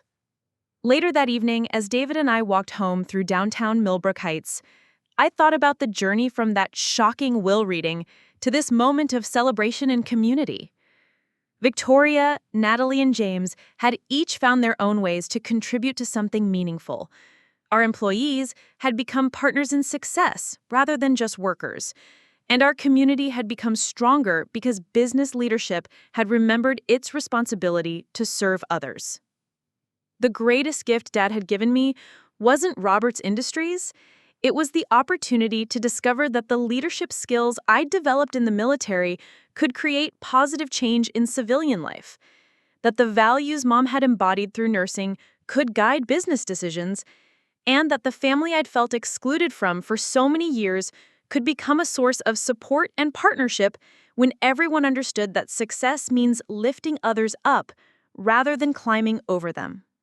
To anyone who's ever been told their values don't fit the business world, who's been dismissed for choosing service over personal gain, or who's been made to feel that caring about others is a weakness rather than a strength, the world needs leaders who put people before profit, who build trust through character, and who understand that real success is measured by how many lives you improve rather than how much wealth you accumulate. Sometimes the person everyone underestimates is exactly the person who can show them what leadership really means.